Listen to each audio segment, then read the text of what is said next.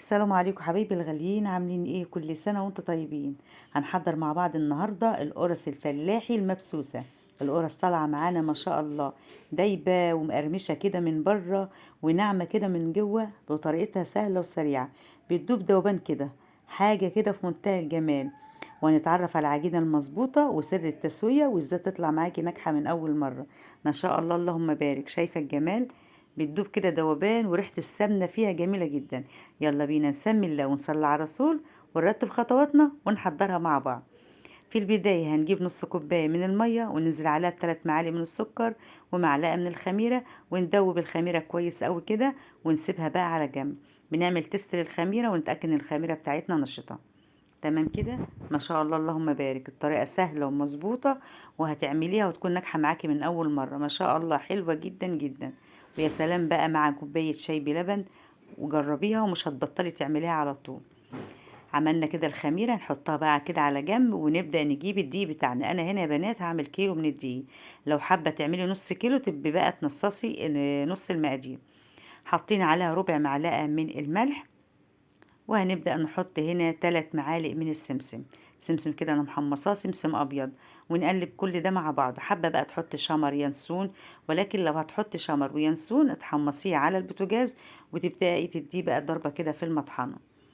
هنبدأ ننزل بالسمنة بتاعتنا. كيلو دي بياخد قد ايه؟ بياخد كوبايتين من السمنة.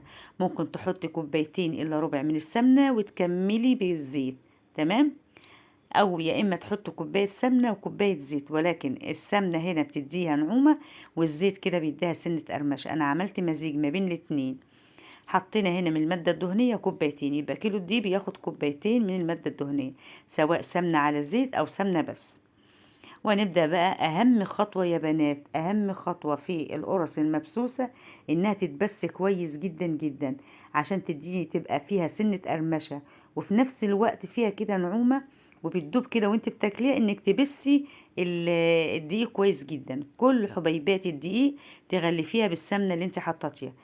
طريقة البس هي يا بنات، باخد كده الدقيق على كف ايدي الاتنين ونبدأ نفركها كده بالشكل ده. طريقة سهلة جدا جدا. بتغلفي كل الدقيق بالسمنة اللي انت حطيتيها. ويا سلام بقى لما تحطي سمنة بلدي، بجد حلوة حلوة، بتشم الريحة كده لآخر الشارع وانت بتسويها.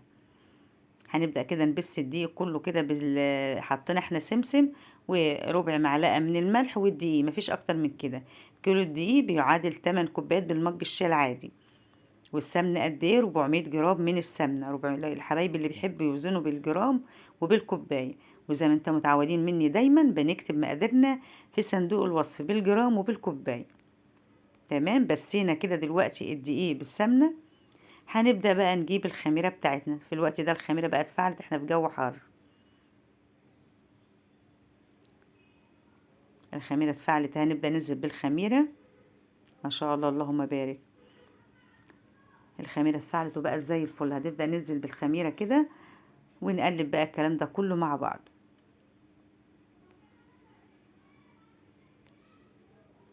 تمام. هنقلب بقى كل المكونات دي كلها مع بعض. هنبدأ ننزل بايه كمان؟ انا هنا هنعجن بلبن. انتوا ممكن تعملي بقى ميه على لبن، تعملي مزيج ما بين الميه واللبن، لبن بس. حطينا انا هنا دلوقتي كوبايه لبن. ممكن كمان تحطي لبن قاطع اللي هو اللبن الرايب.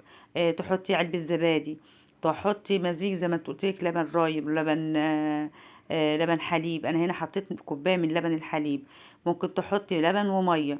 الافران يا بنات بيحطوا ميه بس، ولكن احنا عشان ولادنا بياكلوها وبنزود كمان القيمة الغذائية بنعجن بلبن. حطينا قد ايه؟ حطينا كوباية اللبن.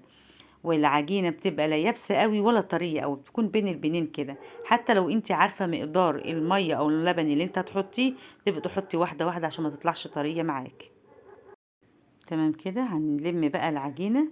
مش هنعجن كتير، ليه؟ عشان هي كده كده العجينة مش هيبقى فيها عرق. العجينة يا بنات اهي، شايفة العجينة معايا اهي، لا طرية قوي لا يابسة قوي، وبتديها كده بتقطم معاكي، لان احنا بسينا الدقيق كويس بالمية الدهنية. هنبدأ نحط نص كوباية. تمام. يبقى السوائل كلها خدت معايا كوباية اللبن الحليب، وخدت معايا كوبايتين السمنة، وخدت نص كوباية المية اللي احنا كنا مدوبين فيها الخميرة والسكر. تمام. وحطيت كمان حوالي نص كوباية. ممكن تاخدي انت معاكي ربع كوباية على حسب الدقيق. هلم دي كده بالشكل ده لحد البولة معايا كده ما تنضف، والعجينة الاقيها معايا سلسة كده، لا يابسة قوي ولا طرية قوي. هنلم العجينة اهي واسيبها بقى في مكان دافي كده تخمر. سهلة وبسيطة وما فيهاش اي تعقدات خالص. وتابعي بس معايا الفيديو خطوة بخطوة، وهتقولك على كل الاسرار نجاحها اللي تنجح معاكي من اول مرة. شايفين ما بتبقاش ناعمة قوي اهي، والعجينة سلسة وجميلة وبتشد معايا وتقطم كده، ما بيبقاش فيها عرق كتير زي اي معجنات تانية. اللهم صل على رسول الله. القرص المبسوسة دي ما بيبقاش فيها عرق كتير، احنا بنلم العجينة كده كويس جدا حوالي دقيقتين 3 بالسمنة وباللبن. فاضل معايا معلقتين اهوت من المية. هنغطي بقى العجينة بتاعتنا كده ونبدأ نسيبها على جنب حوالي ساعة لحد ما تتفاعل وتختمر معايا كده. الطريقة سهلة ومكوناتها بسيطة وموجودة في كل بيت وما فيهاش أي تعقيدات خالص.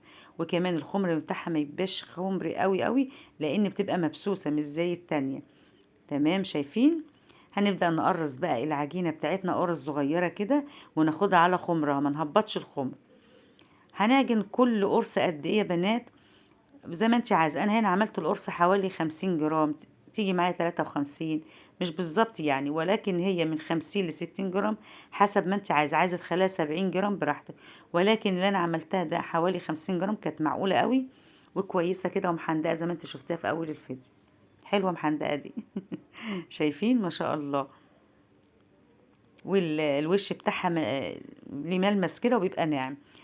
هنبدأ نجيب الصينية بتاعتنا ومش بندهنها أي شيء خالص، لأن طبعا العجينة بتاعتنا فيها مادة دهنية بكفاية. فبنبدأ كده نكورها كويس ونحطها في نفس الصينية اللي أنا هفردها فيها. تمام، نحطها في الصاج في الصينية اللي انت تدخلها الفرن، ونسيب بين كل واحدة والتانية مسافة، لأن أنا هبططها أو أفردها بمعنى أصح في قلب الصاج أو الصينية دي. شايفين. ببدأ كده بحطها على القفل كده ونسيب مسافة عشان هفردها كويس قوي. هنخلص كله بالشكل ده. شايفين الكيلو عامل لي حوالي 30 قرصة، وحجم القرصة من 50 ل53، تيجي معايا 54 كده يعني. نبدأ نفردها اهي بسمك، لا رفيع قوي ولا سميكة قوي. بفردها في نفس الصينية اللي انا حطيتها فيه. تمام. وهسيبها كمان نص ساعة بعد ما فردتها في قلب الصينية.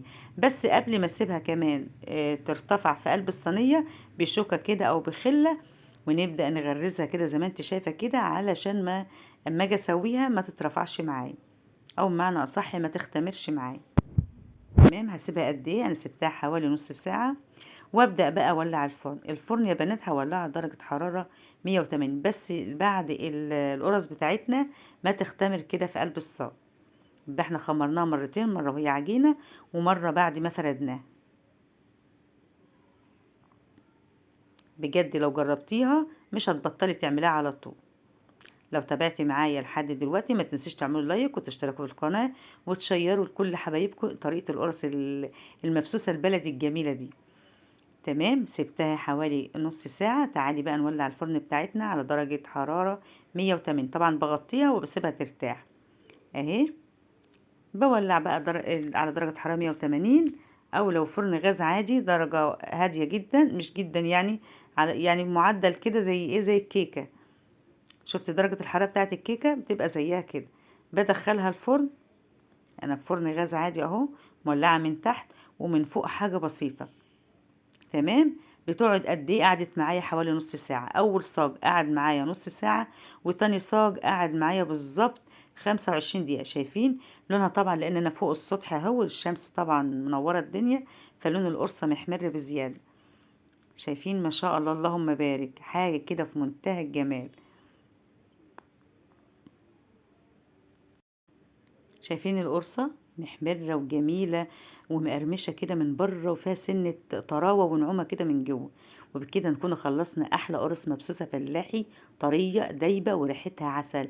جربيها بنفس الطريقة وقولي لي رأيك في التعليقات. ولو عجبك الوصفة ما تنسوش تعملوا لايك وتشتركوا في القناة عشان يوصلكوا كل جديد. جميلة جدا. وشاركوا كمان الفيديو لكل حبايبكم. أترككم في رعاية الله. السلام عليكم.